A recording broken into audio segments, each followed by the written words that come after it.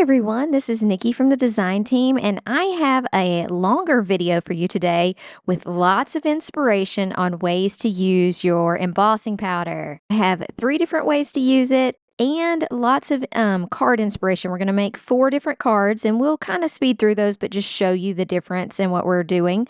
We're going to start with just swiping our embossing ink pads on an A2 size card. It doesn't matter if you wanted to go ahead and cut it down to what size you want to use, that's fine. I'm just going to get a lot of ink down on my paper, and I'm going to use my embossing powders like a colored background. So for the first background, and this is one of my favorite cards that I made with this, I'm using the citrus quad that just came out. So it's 4 colors that coordinate with each other. They have some chunky glitter to them and just a lot of depth, which makes it a really interesting background. So we're going to do one color.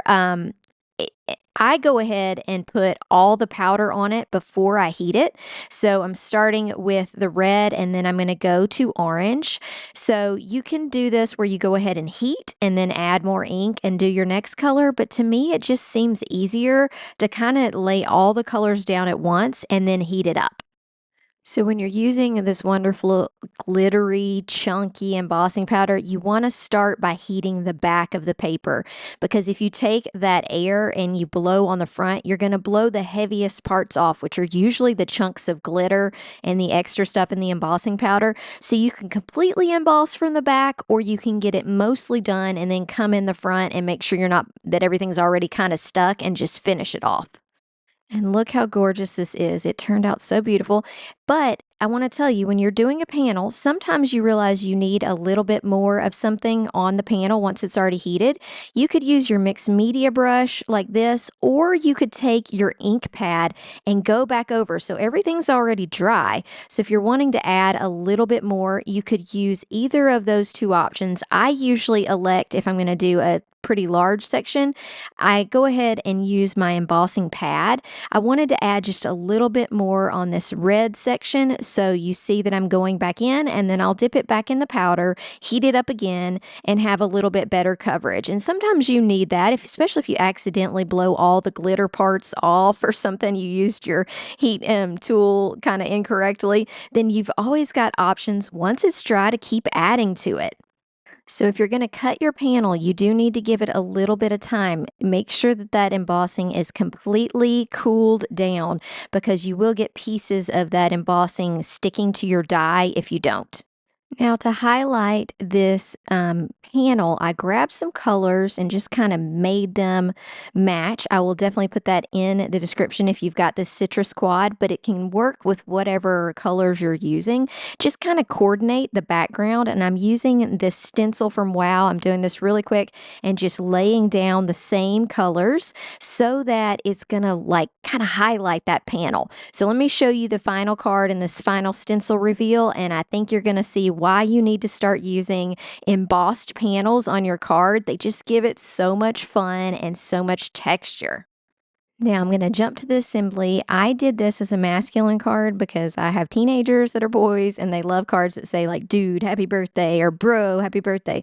So we're going to go with dude. I'm using a T ruler just to get everything lined up, but let me show you up close how awesome this card looks, and then we'll do some more examples and some more tips and tricks on things to use your embossing powder for. And look at all this dimension and texture. It looks so good. So let me show you one other quick way to do a panel. So you can also create a panel and just apply the embossing ink to a certain portion of your card. With this card, I'm just going down the middle and leaving the sides not embossed. And then I'm going to tear some paper, and you'll see it's just a very simple yet effective and cool looking card. So this one, I kept it to the building block quads, which I really only use 3 of the colors, but these are more neutrals. So I'm going to show you how you can create an amazing masculine card just with neutrals as well. And you see that I've heat embossed this. It's the middle of the paper. Let me show you what we're going to add and finish this card super fast.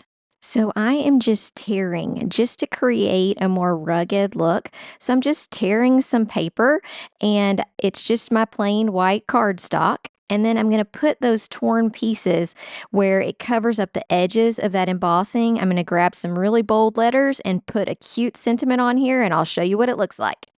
So I added big letters and then I added the small happy birthday sentiment. And here's what it looks like. It just gives it a lot of texture and kind of rugged look. I love it.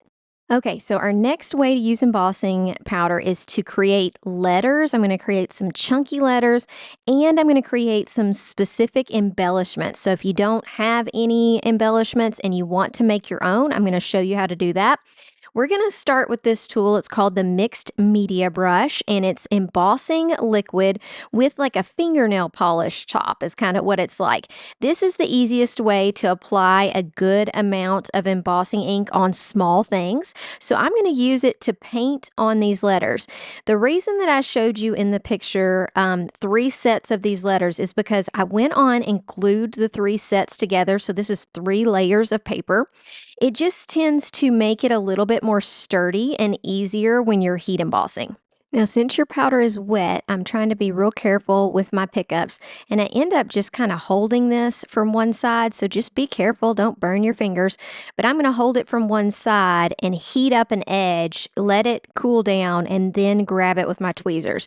Now, yes, you could probably accomplish the same thing just by cutting these letters out of an embossed panel, but I've noticed that sometimes the embossing powder will stick to the die, and if I'm wanting that really chunky, thick look, I do better by actually doing the letter versus trying to cut it out of a panel. Now, here's the trick to lots of dimension and extra chunky results. I've let this one dry, and now I'm going to do one more layer. So I call this double heat embossing. So I'm going to add another layer of embossing powder on top of this, and it just really gives that chunky, so much texture to your letters. It looks so good.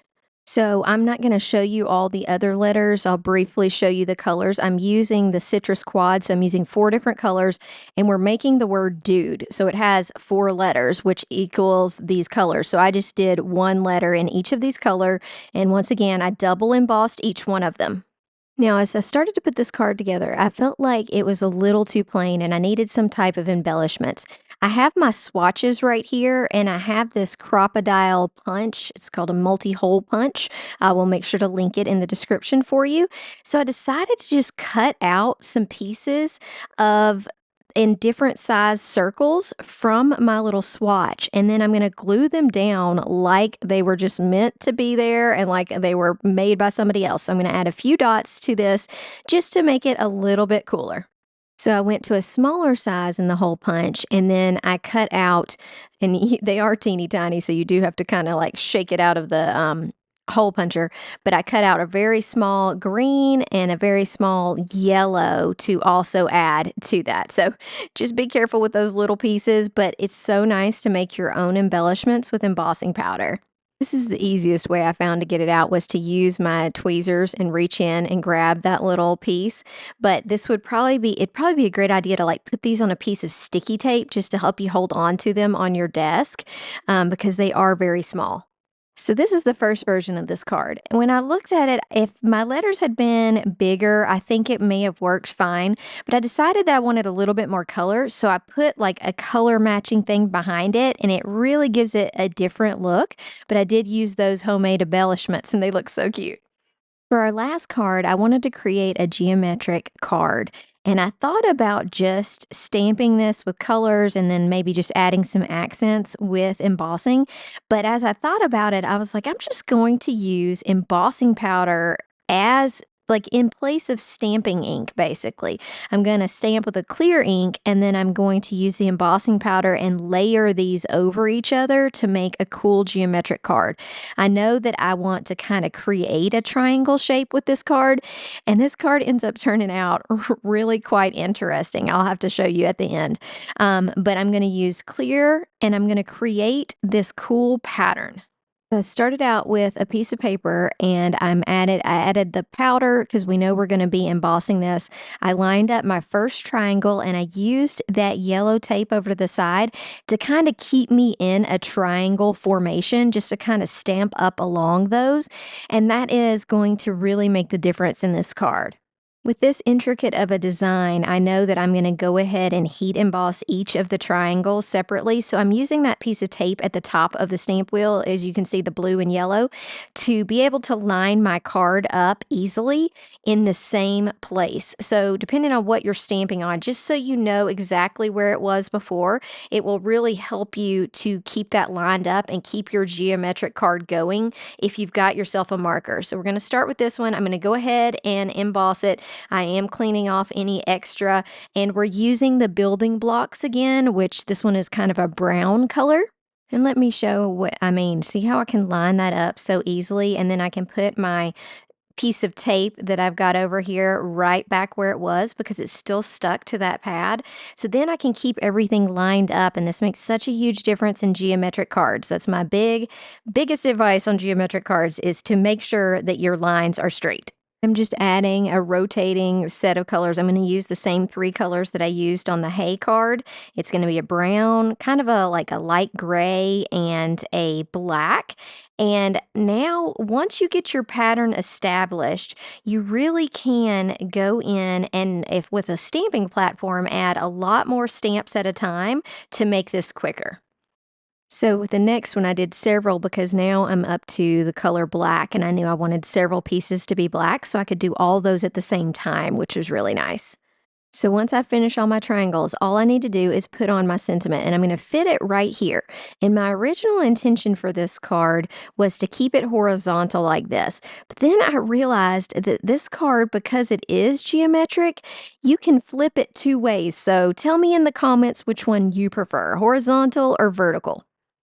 All right, so let's review. We did letters, chunky letters with our embossing powder. We did embellishments. We cut these out with hole punchers. We did panels of embossing. Instead of doing ink blending, we're using that nice glittery embossing to create the panel behind the dude and this panel behind hay. So many fun ideas. I hope you enjoyed it. Make sure you hit the like and subscribe, and all of the products will be listed in the description. Hope to see you again soon. Have a great day. Bye.